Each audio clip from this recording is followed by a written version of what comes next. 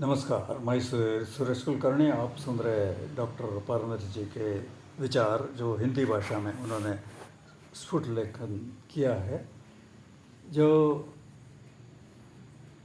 Doctor partner जी के पारनेरकर जी, रामचंद्र प्रहलाद पारनेरकर महाराज सद्गुरु जो कहे जाते हैं, उनके विचार हिंदी भाषा में सुनते समय आपको कैसे लगता है, ज़रूर कमेंट करके भेजिए। समग्र डॉक्टर पारनेरकर इस विषय पर जो 10-11 खंड प्रकाशित हुए हैं, इनमें से 7वें खंड में जो उनका नित्याभ्यास है, दिए गए जो विचार हैं हिंदी भाषा में, ये आप सुन रहे हैं। पहले आपने वर्षा, मेघगर्जना, विद्युत चलाका, ऐसे इस मौसम के, वर्षा के मौसम के ये विषय जो शीर्षक होते हैं वो सुने। तो वर्षा, मेघगर्जना हुई और बरसात होने लगी। तो बरसात होते समय यदि धूप पड़ी हो तो इंद्रधनुष दिखना तो संभव ही है। तो आज सुनेंगे इंद्रधनुष आना, ये तो संभवतः संभव है। ये विषय इंद्रधनुष जो हिंदी में लिखा है, इसका अभ्यास हम आज करेंगे। तो सुनिए, इंद्रधनुष। लेख लिखा है डॉक्टर रामचंद्र प्रहलाद पारनेरकर सद्गुरु। अभिवाचन सुरेश कुलकर्णी। इंद्रधनुष। सदृशं चेष्टते स्वस्याः प्रकृतेर्ज्ञानवानपि प्रकृतिं यान्ति भूतानि निग्रहः किं करिष्यति। अनेक प्रकार के संस्कारों के कारण मनुष्य अपने प्राकृतिक रंग से स्वयं की ओर तथा विश्व की ओर मानो देखना ही भूल गया। कोई कहता है, दुनिया या जिंदगी तो 2 दिन की माया है। एक इंद्रजाल सी है। दूसरा मन में सोचता है, क्या पुण्य और क्या पाप है। यहाँ तो नीतिमान भूखों मरता है और बेईमान पेट भर खाता है। तो फिर हम क्यों न मनमानी करें। खाओ पियो मजा करो। तथा भस्मीभूतस्य देहस्य पुनरागमनं कुतः। एक बार अपने देह की राख होने के बाद अपने प्रारब्ध संचित क्रियमाण भोगने पुनश्च कौन लौटने वाला है। यह हुआ नास्तिकवाद। परंतु आस्तिक भी ज्ञाने परिसमाप्यते, ज्ञानोपरांत कर्म समाप्त हो जाता है, ऐसी वृथा समझ कर लेते हैं। वो लोग यह सोचना तो भूल ही जाते हैं कि अपने को ज्ञान अथवा अनुभव हुआ है भी नहीं, अनुभव हुआ है भी या नहीं, अपितु कर्म से तलाक की हिम्मत जताते हैं, कर्म नहीं करते। लेकिन जिस भगवान का कथन है कि ज्ञान के पश्चात कर्म का लोप होता है, इसी प्रकार दूसरा भी एक वचन है, मराठी में एक वचन है, अरे ज्ञानवंत जरी झाला प्रारब्धे प्रकृती लागलीच त्याला, की भोगे क्षय बोलिला प्रारब्धाचा। ये मराठी संत भक्ति से भरे हुए संस्कृत के पूर्ण वचन को स्पष्ट करती है। तात्पर्य यही कि ज्ञानी महाशय को भी कर्म से छुटकारा नहीं। इनके पूर्व प्रारब्ध के अनुसार प्रकृति उनसे अपने ढंग से कर्म करवाती है, वहाँ किसी का बस नहीं है। प्रत्यक्ष व्यवहार में जो सत्य हम अनुभव करते हैं वही शास्त्र का सिद्धांत रूप कथन है। अर्थात आजीवन कोई भी व्यवहार किसी को भी नहीं छूटते हैं। ऐसी स्थिति में कर्म त्यागने की कल्पना से व्यवहार में उदासी और दूसरों को डुबाने से क्या लाभ है।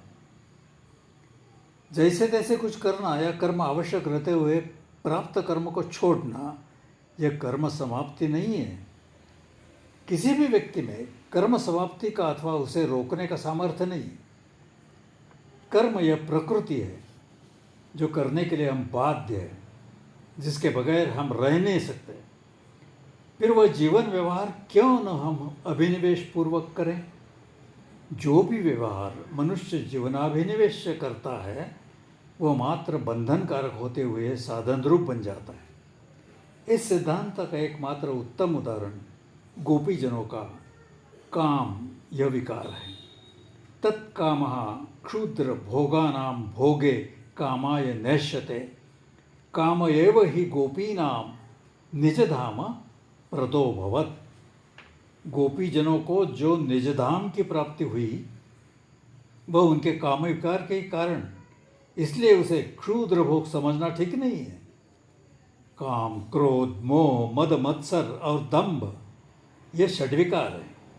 उनका वाचन काम से या कामादि कहने से हो सकता है, जिस प्रकार गोपीजनों का उद्धार उनके काम विकार के कारण हुआ। इसी प्रकार नष्टो मोहः स्मृतिर्लब्धः, यह आखिरी जवानी देने वाले अर्जुन का उद्धार उसके मोह विकार के कारण ही हुआ। लेकिन जीवनाभिनिवेश शून्य कोई भी विकार मनुष्य की उन्नति करने में असमर्थ है। जीवनाभिनिवेश से युक्त कोई भी विकार मनुष्य को सद्गति तथा तरक्की प्रदान करने वाला होता है। जिस प्रकार वर्षा ऋतु दुनिया को अपनी पीठ बड़े कलापूर्ण इंद्रधनुष जैसे मनोहारी कृति से दिखलाता है, उसी प्रकार जीवनाभिनिवेश युक्त षड्विकार पूर्ण सप्तरंगी जीवन का इंद्रधनुष की भांति बड़ा ही सुंदर प्रतीत होता है। वहाँ अधोगति भी अपनी पीठ बताकर भागती नजर आती है। इसमें कोई संदेह नहीं कि जीवन भी जीवनाभिनिवेश युक्त षड्विकार इन सप्तरंगों से रंजित इंद्रचाप जैसी वो सुंदर वस्तु है। हम उसके विपरीत ज्ञान या अज्ञान के कारण व्यर्थ ही इसकी ओर घृणा से देखते हैं और अधोगामी बन जाते हैं। जो जीवन या दुनियादारी की ओर घृणा से देखने का पाप या दुस्साहस नहीं करते वे ही भाग्यवान होते हैं तथा वही अभ्युदय एवं निश्रेयस के अधिकारी बनते हैं। जिनमें जीवनाभिनिवेश नहीं होता वे परमार्थी या प्रापंचिक केवल नाम मात्र के ही होते हैं। योषाजारमिव प्रियम स्वैरिण्या योषिता तथा, इस प्रकार का जीवनाभिनिवेश जोश भक्ति में या परमार्थ के कारण परमावश्यक होता है। इसी का उत्तम उदाहरण श्री गोस्वामी तुलसीदास जी का इतिहास प्रसिद्ध है, जो अपने जीवन को अति उपकारी ऐसे भगवान की देन समझते हैं और जिनमें जीवनाभिनिवेश होता है, ऐसे पुण्यवान तथा भाग्यवान लोग ही अपने जीवन को उन्नत बनाने के लिए बड़े प्रयत्नशील होते हैं। ऐसे विवेकी पुरुष अपने जीवन को 4 विद्या से बनाते हैं। चतस्रस्वपि ते विवेकिति नृप विद्यासु निरूढ़ीमागता कथमेत्य मतिर्विपर्ययं करिणी पंकम इवासीदति। इस प्रकार भारवी कवि ने अपने किरातार्जुन से कहा है। भारवी के कथनानुसार जो विवेकी पुरुष होते हैं वे तो चारों विद्या का उपार्जन करते हैं, परंतु जो अविवेकी लोग इन विद्याओं का उपार्जन नहीं करते वे नष्ट होते हैं। इन चारों विद्याओं का कथन मनु महर्षि अपने स्मृति में इस प्रकार से करते हैं। आन्वीक्षिक्यांतु विज्ञानम धर्माधर्मो त्रयी स्थितौ अर्थानर्थो तु वार्तायां दंड नित्याम नया नयौ। अन्वीक्षिकी, त्रयी, वार्ता, दंड नीति, ये वे 4 विद्या है। अन्वीक्षिकी, इसमें विज्ञान त्रयी विद्या में धर्माधर्म का विचार, वार्ता से लाभ यानी विचार वार्ता से लाभ हानि तथा दंड नीति से न्याय अन्याय का विचार होता है।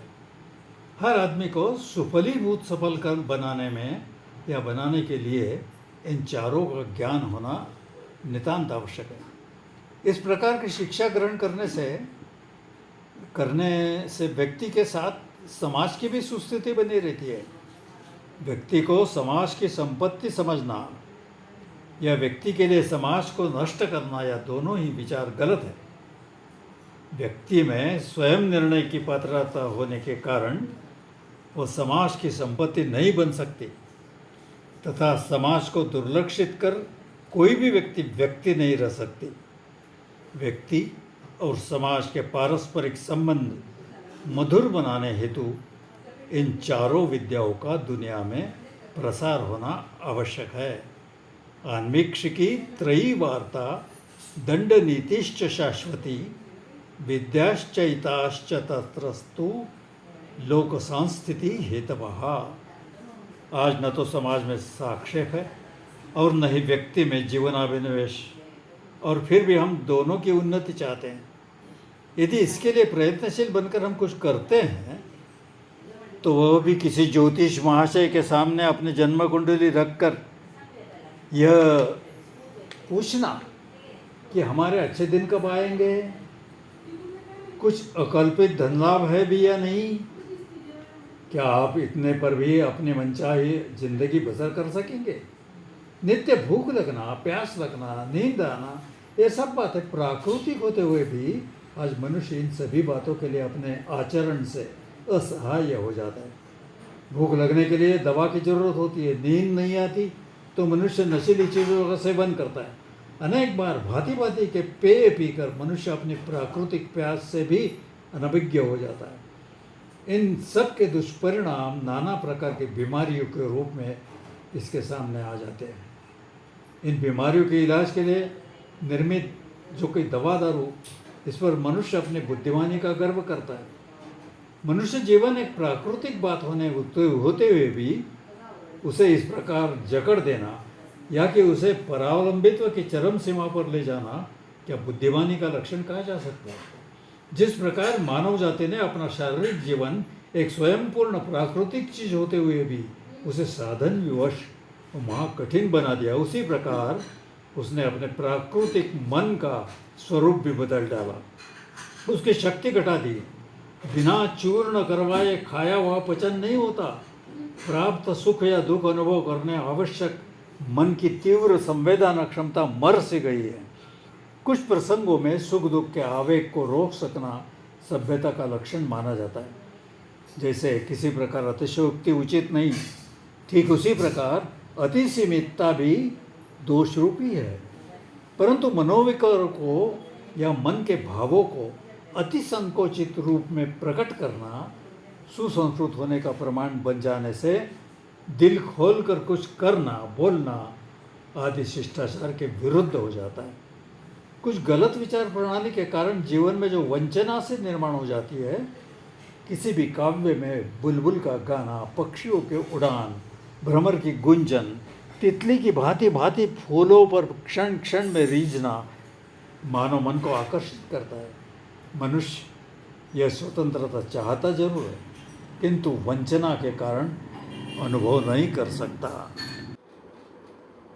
मित्रों, इंद्रधनुष इस विषय पर डॉक्टर पारनेरकर जी के जो विचार थे उसका अभिवाचन आपको कैसे लगा, ये कृपया कमेंट में लिखकर भेजें। और आपको यह प्रार्थना है कि यदि ये अभिवाचन आपको अच्छा लगता हो तो कृपया लाइक करें और चैनल को शेयर करें और सब्सक्राइब करें। नम्र विनम्र धन्यवाद।